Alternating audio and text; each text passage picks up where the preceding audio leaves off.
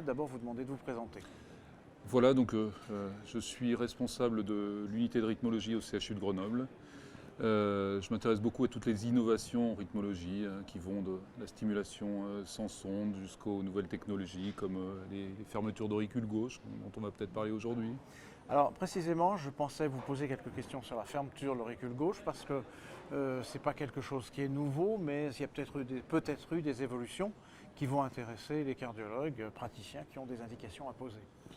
Absolument, parce que c'est vrai que ce n'est pas tout à fait nouveau, mais en fait ce qui est nouveau, c'est qu'on a enfin obtenu un remboursement en juillet 2016, c'est-à-dire que maintenant il y a des recommandations de la Haute Autorité de Santé concernant le remboursement. Il y a 2 prothèses qui sont remboursées depuis le mois de juillet. On a beaucoup moins de problèmes économiques dans les hôpitaux pour faire ces interventions qui auparavant n'étaient pas remboursées. Donc les indications ont été posées, le remboursement est acté maintenant. Donc c'est quand même une énorme évolution pour 2016.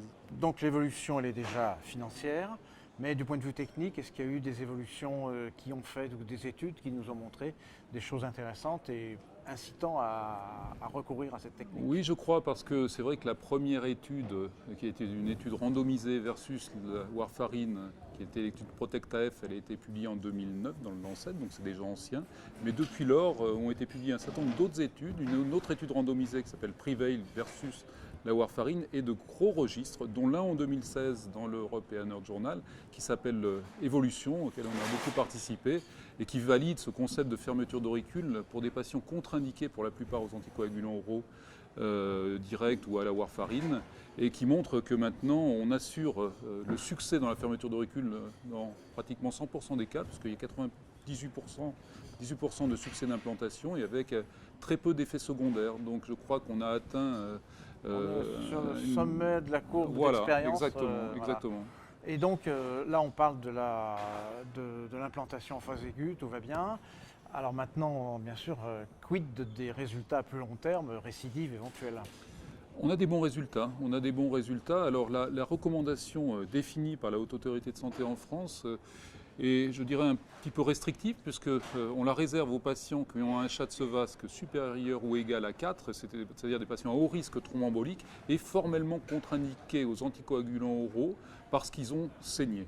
La plupart du temps, c'est des patients qui ont fait une hémorragie intracérébrale et qui ont une indication formelle d'anticoagulation liée à une FA, et j'insiste, non valvulaire.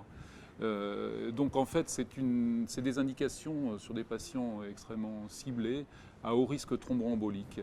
Ces patients, quand on les suit, il y a maintenant de gros registres qui ont été publiés, on s'aperçoit que quand on ferme leur auricule par voie percutanée, ils ont un risque résiduel thromboembolique qui est très très faible. Donc ça fonctionne, c'est efficace et ça protège les patients du risque thromboembolique sous couvert d'un risque périopératoire qui doit être le plus faible possible.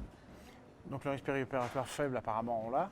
Ouais. Hein, et donc la preuve que ça marche, on l'a aussi. La preuve que ça marche, on l'a aussi. Nous n'avons pas d'études randomisées sur ces patients contre-indiqués parce que c'est bien entendu impossible. Mais en tout cas, on peut évaluer leur risque spontané avec le score de Schatzewasque qu'ils ont. Et ce risque spontané est très élevé avec la fermeture d'auricule. On le réduit énormément, on l'annule pratiquement. Je fais en parallèle avec le TAVI. Avec le TAVI, on est parti de patients à très haut risque. Et puis petit à petit, on tire vers le bas des patients à un risque moins important. Est-ce que là, on va un petit peu dans la même logique, dans la même démarche? Alors on est encore à la première étape de cette indication restrictive, mais il est probable, et dans certains pays c'est le cas, qu'on va évoluer vers des patients qui sont à moins haut risque thromboembolique. Si on s'aperçoit que le risque de l'intervention est très faible et que cela fonctionne, avec des Schatzewasque moins élevés, donc c'est probablement l'évolution du futur. Probablement, on pourra l'indiquer, ce n'est pas encore le cas maintenant, à certains patients qui continuent à faire des événements thromboemboliques malgré le traitement, en dépit du traitement anticoagulant. Et puis, ça pourra peut-être aller un jour, qui peut le prédire, vers un choix entre l'anticoagulant à vie et puis cette fermeture d'auricule, mais on n'en est pas là. Peut-être que les nouveaux anticoagulants, anticoagulants oraux, poussent dans ce sens, puisque quand on était aux AVK, c'était pas cher. et que là, ça revient quand même un peu plus cher. Ça À devient, long ça devient terme, plus. Il y a des études médico-économiques qui montrent, c'est vrai, que la fermeture d'auricules coûte plus cher d'emblée parce qu'on paye le matériel, mais au bout de quelques années, la Ouais. bataille est gagnée par la fermeture versus le traitement anticoagulant. Et ce nombre d'années d'autant plus court que le médicament est plus cher. Absolument.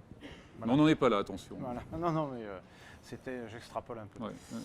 Je vous remercie pour ces précisions et puis je vous dis à plus tard pour d'autres registres, d'autres évaluations et peut-être donc chez les patients à moindre risque. Merci.